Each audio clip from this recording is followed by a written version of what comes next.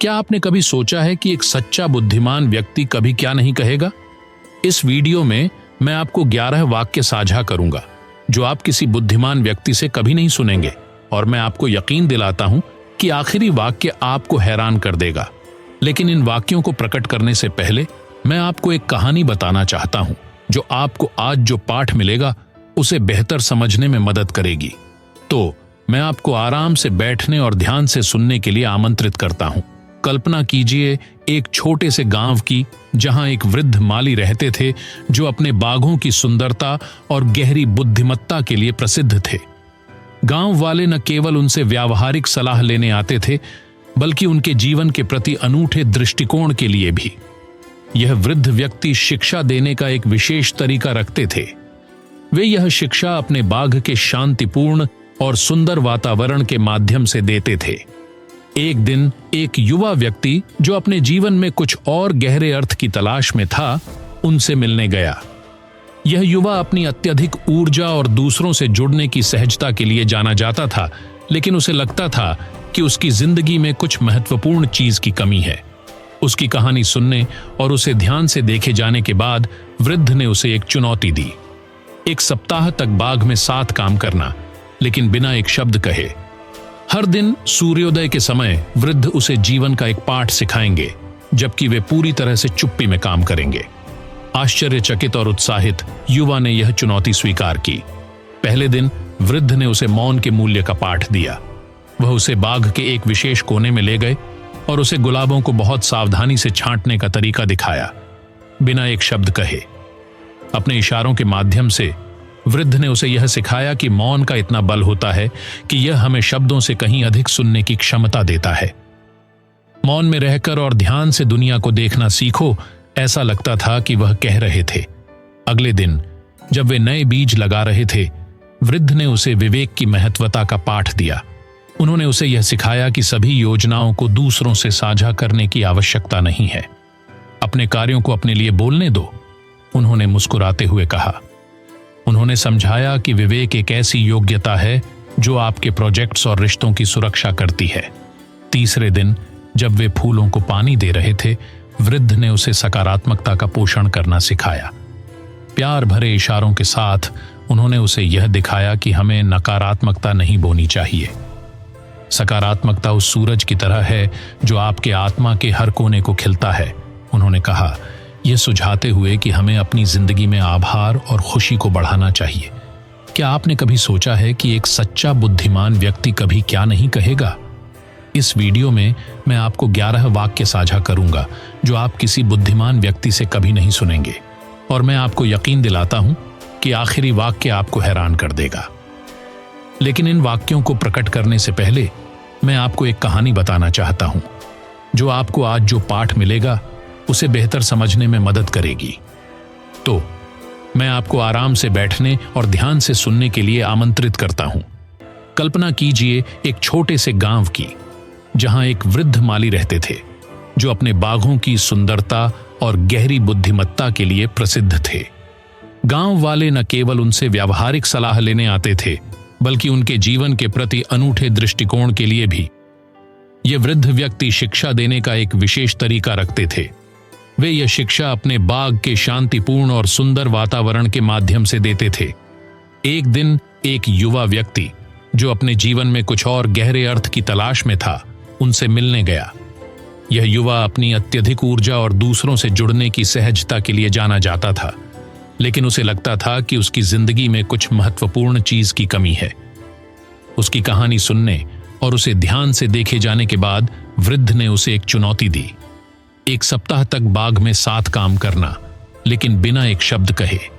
हर दिन सूर्योदय के समय वृद्ध उसे जीवन का एक पाठ सिखाएंगे, जबकि वे पूरी तरह से चुप्पी में काम करेंगे। आश्चर्यचकित और उत्साहित युवा ने यह चुनौती स्वीकार की।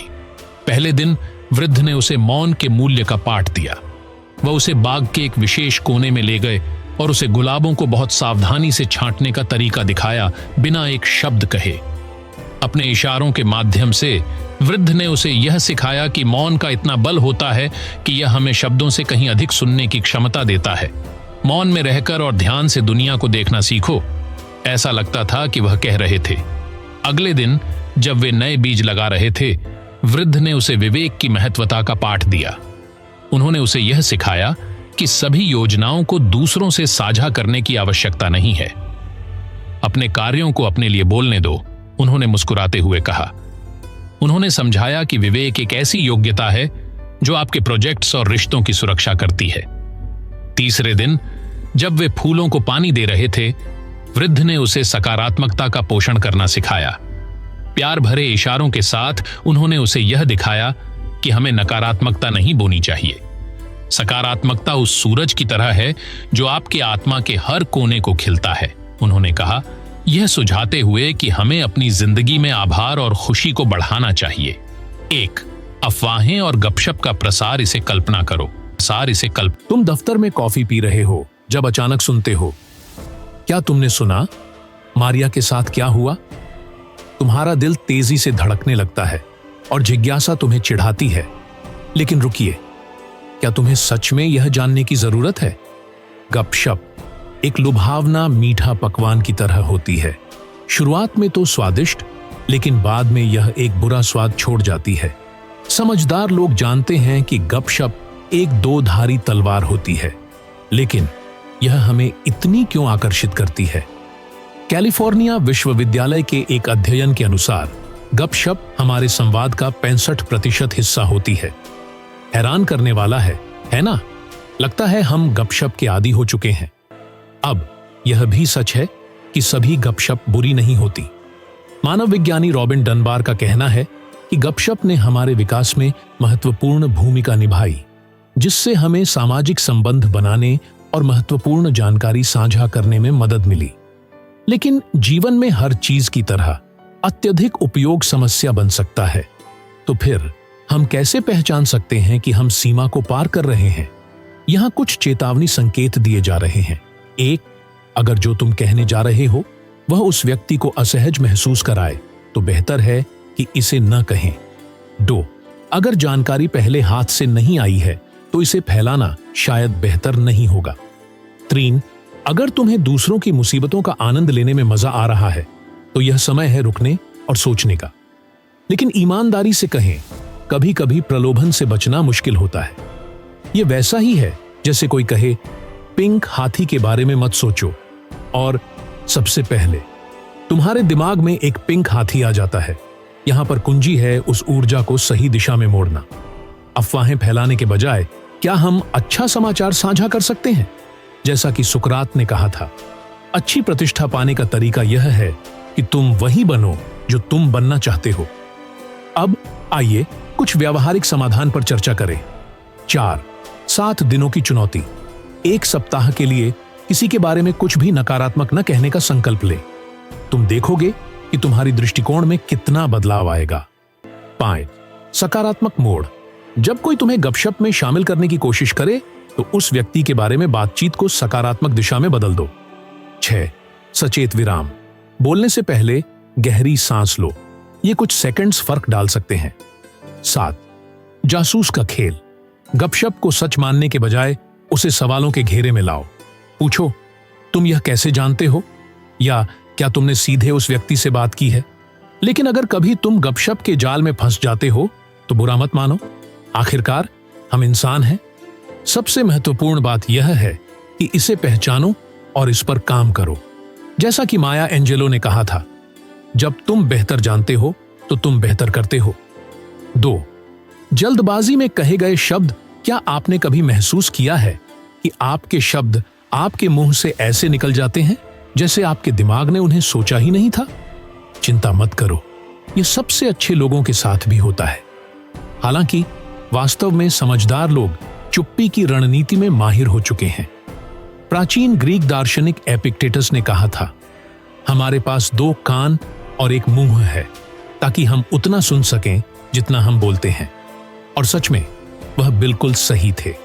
हार्वर्ड विश्वविद्यालय के एक अध्ययन ने यह खुलासा किया कि जो लोग बोलने से पहले सोचते हैं उन्हें ज्यादा समझदार और विश्वसनीय माना जाता है। कौन जानता था कि चुप्पी इतनी शक्तिशाली हो सकती है? अब हम उन जल्दबाजी में कहे गए शब्दों से कैसे बच सकते हैं जिनका हमें बाद में पछतावा होता है। यहां एक तरीका है, बोलने से पहले खासतौर पर तनावपूर्ण स्थितियों में एक पल रुककर 5 तक गिने। यह सरल लगता है ना? लेकिन वह 5 सेकंड्स उस अंतर को बना सकते हैं जो एक सोच समझकर दिया गया जवाब और एक ऐसा कमेंट में होगा जिस पर आप हफ्तों तक पछताएंगे। कल्पना करें कि आप अपने साथी के साथ एक गर्म बहस में हैं। आप उस तीखे शब्द को कहने वाले हैं जिसे आप जानते हैं कि वह दुख देगा, लेकिन आप रुक जाते हैं और 5 तक गिनते हैं। इस समय में आपका दिमाग स्थिति को अधिक तार्किक तरीके से संसाधित करता है। परिणाम एक परिपक्व और रचनात्मक उत्तर जो आपके रिश्ते को बचा सकता है। यही तो है 5 सेकंड का शक्तिशाली प्रभाव। लेकिन यह सिर्फ 5 तक गिनने की बात नहीं है। यह भी महत्वपूर्ण है कि हम वह बात करें जिसे मनोवैज्ञानिक संपूर्णता की जागरूकता या माइंडफुलनेस कहते हैं।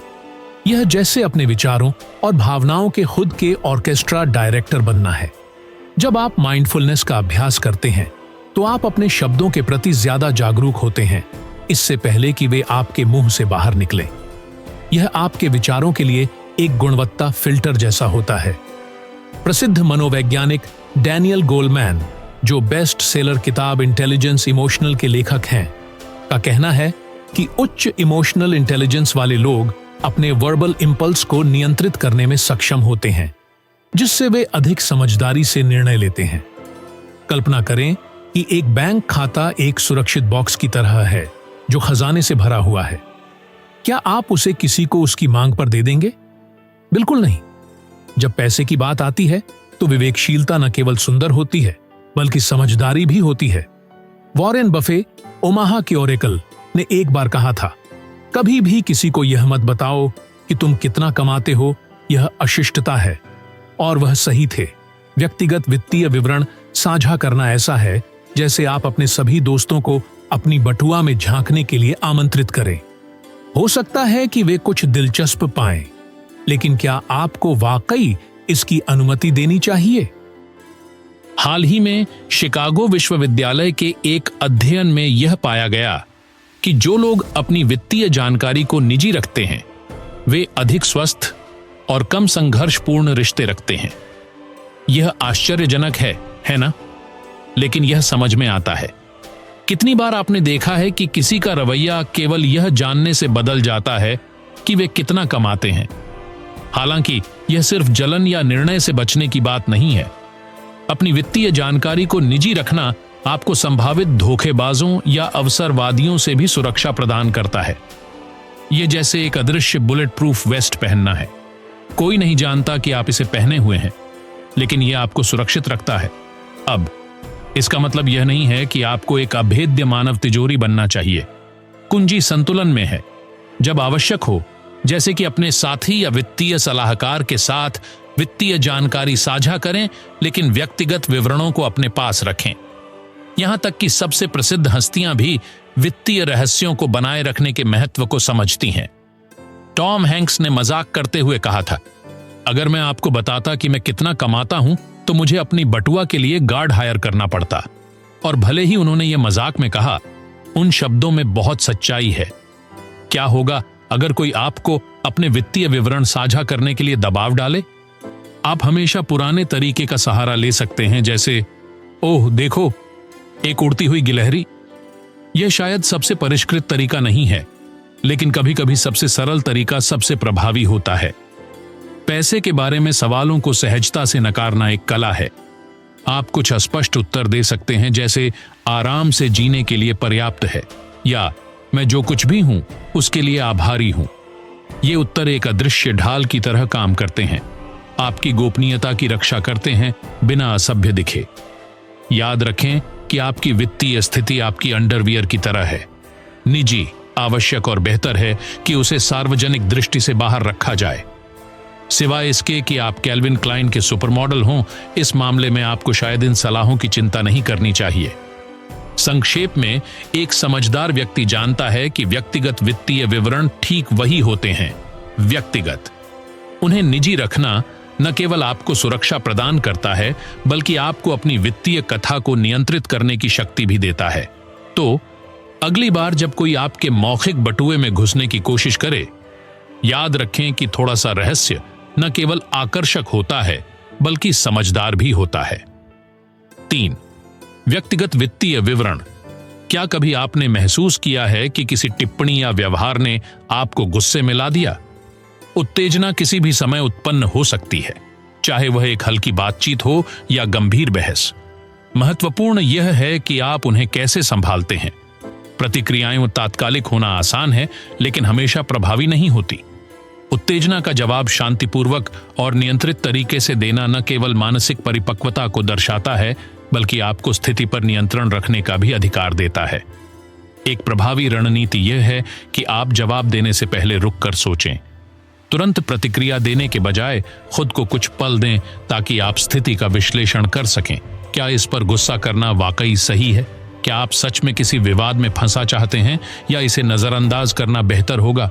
जैसे कि विचारहीन शब्दों से बचने में भावनात्मक बुद्धिमत्ता और माइंडफुलनेस का अभ्यास आपको यह समझने में मदद कर सकता है कि क्या प्रतिक्रिया देना सही है या इसे छोड़ देना बेहतर है। इसके अलावा हास्य एक बेहतरीन उपकरण हो सकता है जो उत्तेजना को संघर्ष में बदले बिना शांत कर सकता है। एक मजेदार या व्यंग्यात्मक प्रतिक्रिया तनाव को कम कर सकती है और सामने वाले को निष्क्रिय कर सकती है, बिना यह दिखाए कि आप नियंत्रण खो रहे हैं। हमेशा अपनी बात का बचाव करने या बहस जीतने की आवश्यकता नहीं होती। कभी कभी सबसे समझदारी यह होती है कि दूसरे को आखिरी शब्द कहने दिया जाए, बशर्ते वह आपकी शांति को प्रभावित न करे।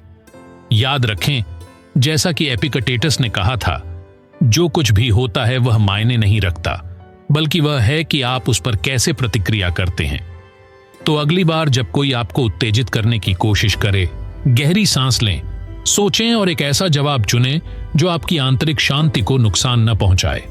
समय के साथ उत्तेजनाओं को संभालने की यह क्षमता आपको एक मजबूत, शांत और असंभव रूप से परेशान करने वाला व्यक्ति बना देगी। 4. उत्तेजनाएं। क्या आपने कभी खुद को उत्तेजना के कगार पर महसूस किया है? वह अजीब सी भावना जब कठोर शब्द आपके मुंह से निकलने ही वाले होते हैं। इस तात्कालिक प्रतिक्रिया में फंसने से पहले एक पल के लिए विचार करें, क्यों बुद्धिमान लोग उत्तेजनाओं को नजरअंदाज करने का चयन करते हैं? यह ऐसा है जैसे वे उसी उदासीनता से बचते हैं जैसे बच्चे की पार्टी में वे खाना न छुएं जो उन्हें पसंद नहीं आता। उत्तेजनाएं उस विज्ञापन की तरह होती हैं जो आपकी पसंदीदा सीरीज में अचानक आ जाती हैं। उस समय आप क्या करते हैं? चैनल बदलते हैं, है ना? ठीक वैसे ही भावनात्मक रूप से बुद्धिमान लोग उत्तेजनाओं से निपटने के लिए कुछ ऐसा ही करते हैं। वे बस विषय बदल देते हैं। यह इतनी महत्वपूर्ण बात क्यों है? इसके पीछे हमारे मस्तिष्क का कार्य है। उत्तेजनाएं सामाजिक खतरे के रूप में महसूस होती हैं, जो हमारे अस्तित्व की प्रवृत्ति को सक्रिय कर देती हैं, जैसे कोई जंगल में सावधान चिल्लाए। यह स्वाभाविक है कि आप तुरंत प्रतिक्रिया देना चाहेंगे, लेकिन यहीं पर भावनात्मक बुद्धिमत्ता का रोल आता है। यह प्रकार की बुद्धिमत्ता एक सुपर पावर की तरह काम करती है जो आपको दूसरों की मंशाओं को पार करने की शक्ति देती है। भावनात्मक रूप से बुद्धिमान लोग समझते हैं कि अक्सर किसी उत्तेजना के पीछे असुरक्षा, दर्द या बोरियत होती है। जैसे वे उस व्यक्ति की त्वचा के पार देख सकते हैं और उसकी भावनाओं को समझ सकते हैं। उत्तेजनाओं को नजरअंदाज करना आपको कमजोर नहीं बनाता, इसके विपरीत यह और भी अधिक ताकत की आवश्यकता होती है। यह ऐसा है जैसे आप आहार पर होते हुए अंतिम पिज्जा स्लाइस को खाने की प्रलोभन का विरोध करें। यह मुश्किल है, लेकिन जब आप इसे हासिल कर लेते हैं तो आप खुद को बेहद मजबूत महसूस करते हैं। तो हम इसे अपने दैनिक जीवन में कैसे लागू कर सकते हैं? अगली बार जब कोई आपको उत्तेजित करने की कोशिश करे तो कल्पना करें कि आप एक बतख हैं। हाँ, एक बतख। क्यों? क्योंकि पानी उसकी पंखों से ऐसे फिसलता है जैसे वह उसे गीला न कर दे। ठीक वैसे ही उत्तेजनाओं को अपनी ओर से गुजरने दें बिना आपको प्रभावित किए। एक और प्रभावी तकनीक है हास्य का इस्तेमाल करना। यह ऐसा है जैसे आपके पास चुटकुलों का एक ढाल हो जो उत्तेजनाओं को नकारता है, उत्तेजक को निरस्त करता है और वातावरण में तनाव को कम करता है। यह एक शब्द युद्ध में हास्य के निंजा बनने जैसा है। याद रखें, हर बार जब आप उत्तेजना में नहीं फंसते तो आप अपनी भावनात्मक मांसपेशी को मजबूत कर रहे होते हैं, जो मानसिक व्यायाम के बराबर है। और सबसे अच्छी बात यह है कि आपको वेट लिफ्टिंग नहीं करनी होती, बस शांत रहना और मुस्कुराना होता है। अगली बार जब आप किसी उत्तेजना का सामना करें तो याद रखें कि आप उससे ज्यादा बुद्धिमान हैं। शांत रहें, मुस्कुराएं और आगे बढ़ें। आपका भविष्य स्वयं को धन्यवाद देगा। अगर आपको यह सामग्री पसंद आ रही है तो कृपया लाइक और चैनल को सब्सक्राइब करें ताकि आप भविष्य के वीडियो से जुड़ सकें। इसके अलावा अगर आपको इस प्रकार की सामग्री पसंद है तो मुझे ज्ञान अवशोषित करना पसंद है, टिप्पणी करें। आइए हम साथ मिलकर सीखें और सुधारें। 5. सोशल मीडिया पर गोपनीयता। क्या आपने कभी यह सवाल किया है कि अपनी जिंदगी के हर पहलू को सोशल मीडिया पर शेयर करना वाकई एक अच्छा विचार है? अपनी जिंदगी को एक घर के रूप में कल्पना करें। सोशल मीडिया उस घर की खिड़कियां हैं। क्या आप वाकई चाहते हैं कि हर कोई आपके अंदर क्या हो रहा है यह देखे? शायद नहीं। यही हम करते हैं जब हम ऑनलाइन ज्यादा शेयर करते हैं। लेकिन चिंता मत करें, हम यहाँ सोशल मीडिया की आलोचना करने के लिए नहीं हैं, क्योंकि जब इसे समझदारी से इस्तेमाल किया जाए तो ये शक्तिशाली उपकरण हो सकते हैं। कुंजी है साझा करने और सुरक्षा के बीच संतुलन पाना। क्या आप जानते हैं कि तकनीकी विशेषज्ञ भी जो कुछ पोस्ट करते हैं उसमें बहुत सतर्क रहते हैं? उनमें से कई अपनी सोशल मीडिया गतिविधियों को सीमित करते हैं। क्यों? क्योंकि वे जोखिमों को सबसे अच्छे से समझते हैं। अपनी पोस्ट्स को एक डिजिटल टैटू की तरह सोचें।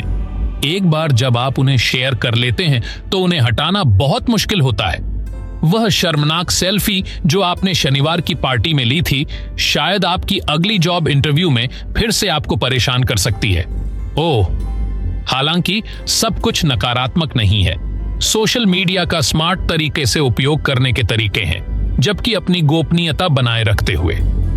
उदाहरण के लिए, क्या आपने अपनी व्यक्तिगत और प्रोफेशनल जिंदगी के लिए अलग अलग प्रोफाइल बनाने के बारे में सोचा है? यह ऐसा है जैसे आपके पास 2 अलग अलग अलमारियां हों, एक ऑफिस के लिए और दूसरी वीकेंड के लिए। पासवर्ड्स के बारे में भी बात करते हैं। मुझे पता है यह सबसे रोमांचक विषय नहीं है, लेकिन विश्वास करें, एक अच्छा पासवर्ड एक अच्छे डिओडोरेंट की तरह है। आप तब तक नहीं समझते कि यह कितना महत्वपूर्ण है जब तक कि आपके पास न हो।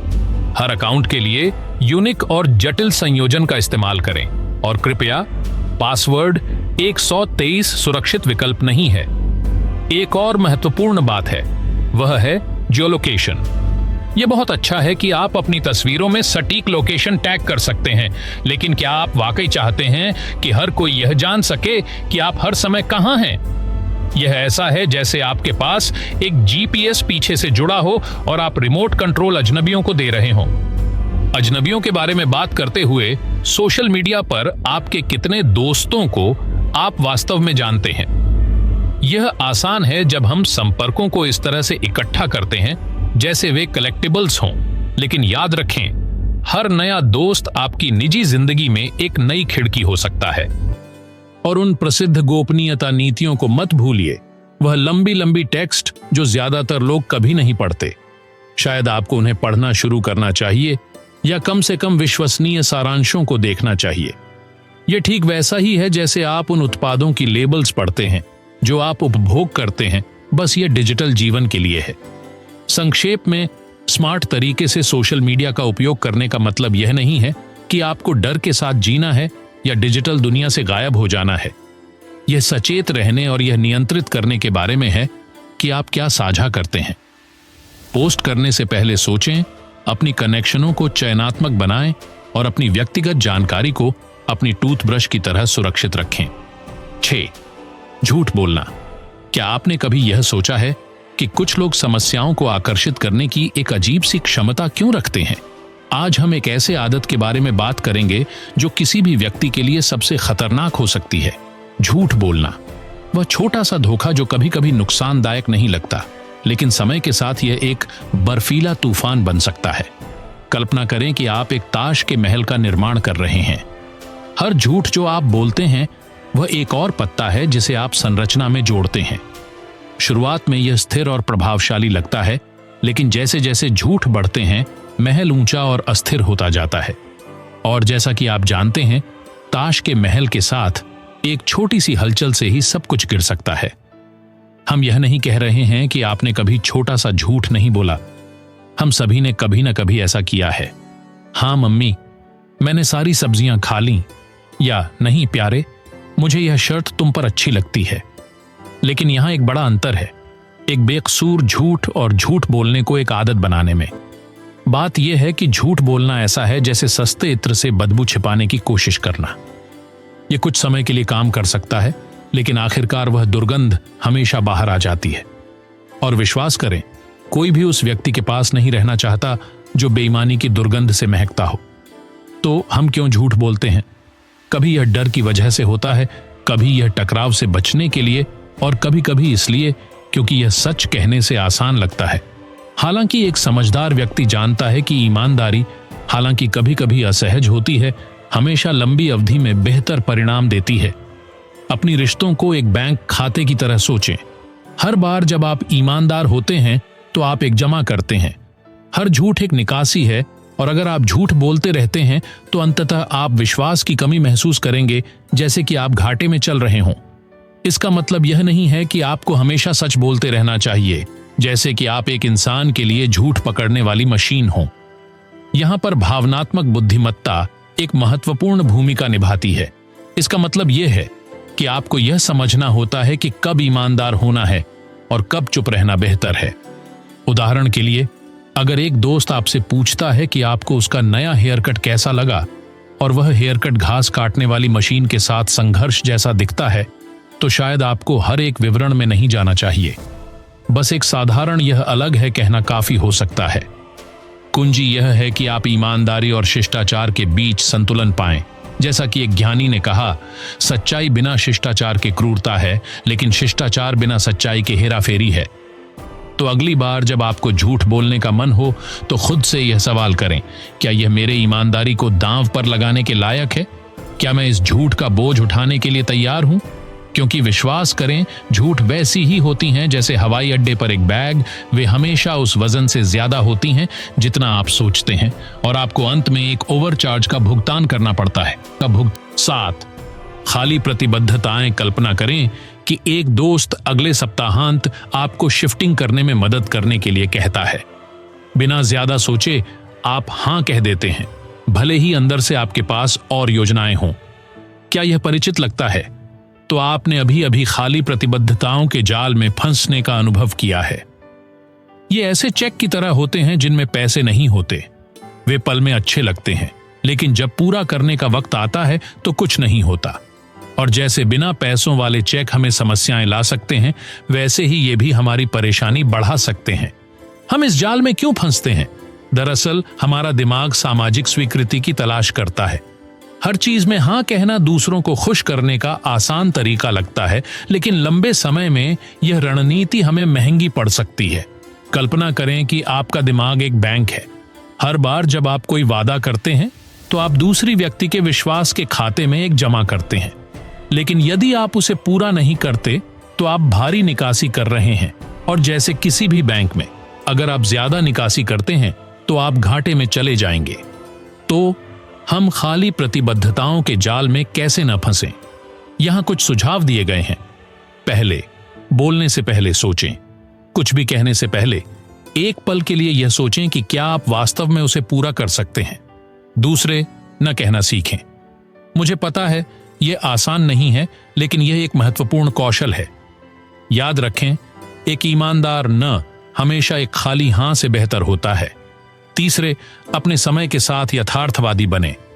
आप सुपरमैन या सुपरवुमन नहीं हैं, इसलिए अपनी सीमाओं को स्वीकार करें और अपना समय उसी अनुसार व्यवस्थित करें। चौथे, स्पष्ट रूप से संवाद करें। यदि आप सुनिश्चित नहीं हैं कि आप कुछ पूरा कर सकते हैं तो इसे स्पष्ट रूप से व्यक्त करें। लोग आपकी ईमानदारी की सराहना करेंगे। और अंत में, जो वादा करें उसे पूरा करें। अगर आप कुछ करने का वादा करते हैं तो उसे पूरा करने के लिए पूरी कोशिश करें। आपकी प्रतिष्ठा इसका धन्यवाद करेगी। याद रखें कि समझदार लोग समझते हैं कि एक वादा गंभीर होता है। यह केवल हवा में उछाली गई कोई शब्द नहीं है। यह एक मौखिक अनुबंध होता है जो रिश्तों को मजबूत या तोड़ सकता है। यहां तक कि व्यापारिक दुनिया में भी वादों को पूरा करने का महत्व अत्यधिक है। वॉरेन बफे, प्रसिद्ध निवेशक, ने एक बार कहा था, एक प्रतिष्ठा बनाने में 20 साल लगते हैं और उसे बर्बाद करने में 5 मिनट। और वह प्रतिष्ठा काफी हद तक उस पर आधारित होती है कि आप जो वादा करते हैं उसे कितना पूरा करते हैं। तो अगली बार जब आप बिना सोचे किसी वादे के साथ खड़े होने का मन करें तो याद रखें कि आपके शब्दों का वजन है। वे बुलबुलें नहीं हैं जिन्हें आप हवा में छोड़ सकते हैं और भूल सकते हैं। ये एंकर की तरह होते हैं जो आपको दूसरों से जुड़ा रखते हैं। एक समझदार व्यक्ति अपने वादों का मूल्यांकन ध्यान से करता है। वह यह नहीं वादा करता कि वह चांद और सितारे लाकर दे सकता है, जबकि उसे केवल एक मोमबत्ती ही देनी है। वह कम वादा करता है लेकिन बहुत कुछ पूरा करता है। यही एक मजबूत प्रतिष्ठा और लंबे समय तक चलने वाले रिश्ते बनाने का तरीका है। 8. दूसरों का मजाक उड़ाना। एक पल के लिए उस दुनिया की कल्पना करें जहां हंसी दूसरों की कीमत पर नहीं होती। यह कुछ यूटोपियन जैसा लगता है ना? लेकिन असल में हम उतने दूर नहीं हैं जितना आप सोच सकते हैं। तेज दिमागों ने कुछ दिलचस्प पाया है। मजाक उड़ाना उस व्यक्ति के बारे में ज्यादा बताता है जो इसे करता है, बजाय इसके कि जो इसे झेलता है। क्या आपको याद है जब आपने आखिरी बार किसी का मजाक उड़ाया था? आपने सच में क्या महसूस किया? श्रेष्ठता, असुरक्षा? मनोविज्ञान हमें सिखाता है कि अक्सर मजाक उड़ाना एक प्रकार की रक्षा होती है। जैसे हमारे दिमाग ने कहा हो, अगर मैं उनका मजाक उड़ाऊं तो कोई मेरा मजाक नहीं उड़ाएगा। लेकिन क्या होगा अगर मैं आपको कहूं कि खुद को बचाने का एक बेहतर तरीका है? सच्चे बुद्धिमान लोग इस रहस्य को समझ चुके हैं। सहानुभूति नया सुपर पावर है। मजाक उड़ाने के बजाय वे दूसरे के जूते में खुद को रखते हैं। और नहीं, आपको ऐसा करने के लिए कोई जीनियस बनने की जरूरत नहीं है। बस आपको सतही चीजों के पार देखने की इच्छा होनी चाहिए। लेकिन क्या होगा अगर कोई आपका मजाक उड़ाए? यही वह जगह है जहां यहोस्तिक ज्ञान काम आता है। सम्राट मार्कस ऑरेलियस के पास एक राज था। वह कहते थे, सबसे अच्छी बदला यही है कि आप अपने दुश्मन जैसा न बने। दूसरे शब्दों में, जब कोई आपका मजाक उड़ाता है तो सबसे अच्छा जवाब यह होता है कि आप उनकी उम्मीदों के अनुसार प्रतिक्रिया न करें। कल्पना करें कि कोई आपके कपड़े पर मजाक करता है। इसके बजाय कि आप पलटवार करें या शर्मिंदगी में डूब जाएं, आप मुस्कुराते हुए कहते हैं, इसकी ध्यान देने के लिए धन्यवाद। मुझे फैशन के साथ प्रयोग करना बहुत पसंद है। बूम! आपने मजाक को ग्रेस और आत्मविश्वास से निस्तेज कर दिया। लेकिन हम इससे भी आगे जाते हैं। क्या होगा अगर आप उस क्षण को केवल अपनी रक्षा करने के बजाय विकास के लिए उपयोग करें? हर मजाक एक अवसर हो सकता है धैर्य, समझ और आत्मनियंत्रण का अभ्यास करने का। यह एक मुफ्त भावनात्मक जिम की तरह है और आपके पास एक वीआईपी पास है। अब हम यह नहीं कह रहे हैं कि आपको रोबोट बनना चाहिए जो बिना भावनाओं के हो। मजाक उड़ाने पर दर्द या परेशानी महसूस करना पूरी तरह से सामान्य है। कुंजी इस बात में है कि आप इन भावनाओं को कैसे संभालते हैं। बुद्धिमान लोग जानते हैं कि उनकी भावनाएं मौसम की तरह होती हैं, वे गुजर जाती हैं। आपको हर उस बादल पर प्रतिक्रिया देने की आवश्यकता नहीं है जो आपके मानसिक आकाश में आ जाता है। और यहां सबसे दिलचस्प बात है, जब आप दूसरों का मजाक उड़ाना छोड़ देते हैं तो एक जादुई चीज होने लगती है। आपके चारों ओर की दुनिया बदलने लगती है। लोग आपके साथ सहज महसूस करते हैं। बातचीत गहरी और अर्थपूर्ण हो जाती है। ऐसा लगता है जैसे आपने जीवन के खेल में एक नया स्तर अनलॉक कर लिया हो। लेकिन ध्यान रखें, इसका मतलब यह नहीं है कि आपको अपना हास्य समझ खो देना चाहिए। हंसी अब भी सबसे अच्छे इलाजों में से एक है। फर्क बस इतना है कि अब आप दूसरों के साथ हंसते हैं, उनके मजाक नहीं उड़ाते।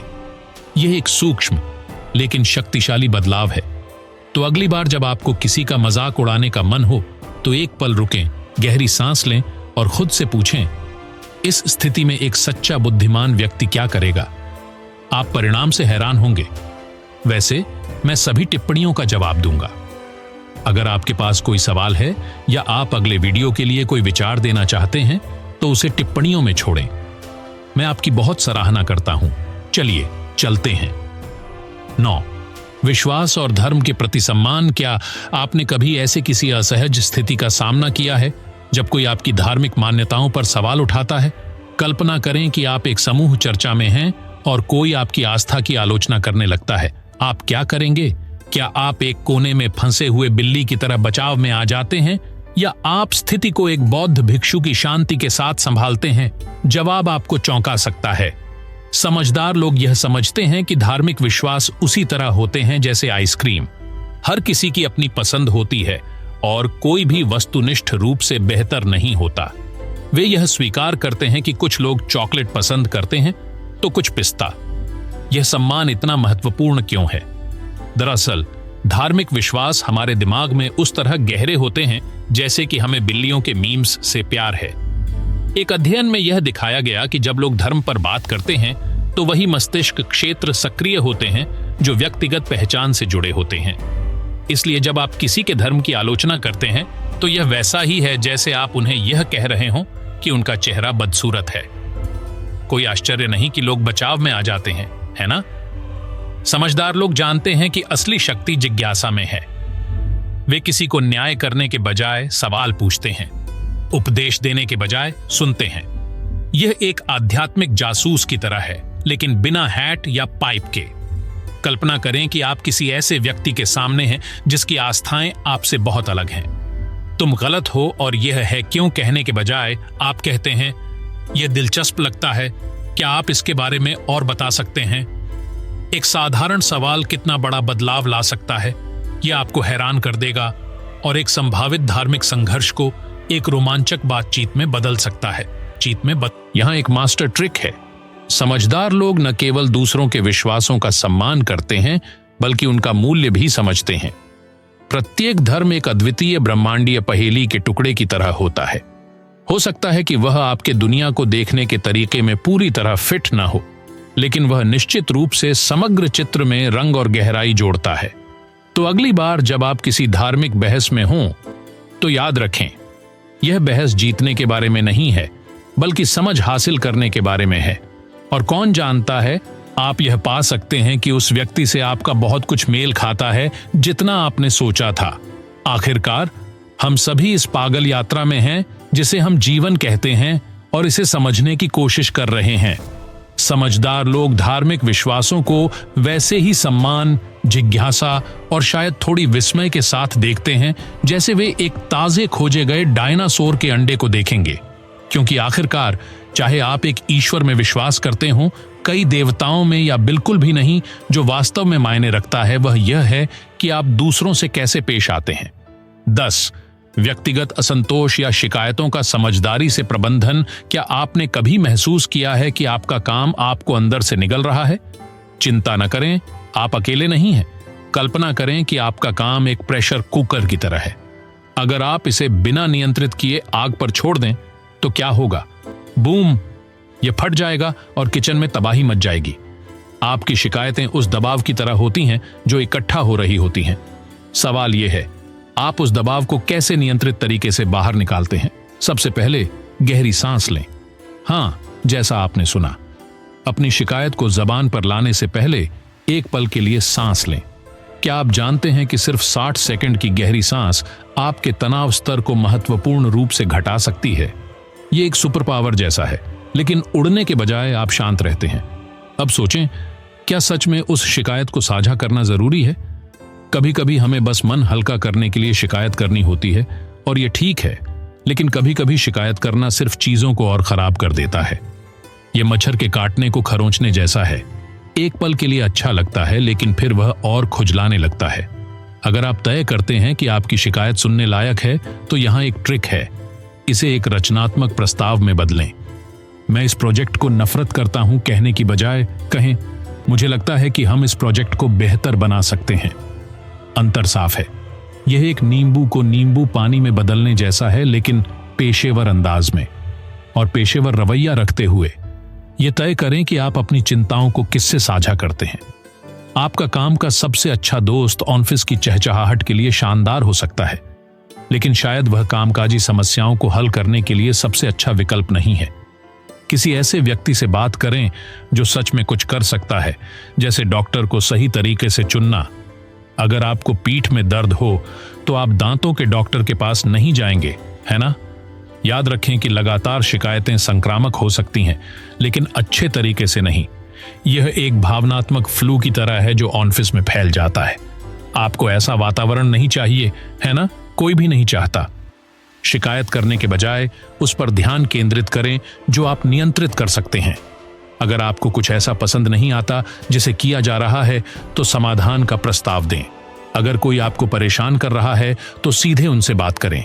यह जैसे आप अपने जहाज के कप्तान हो जो तूफान के बीच यात्रा कर रहा है।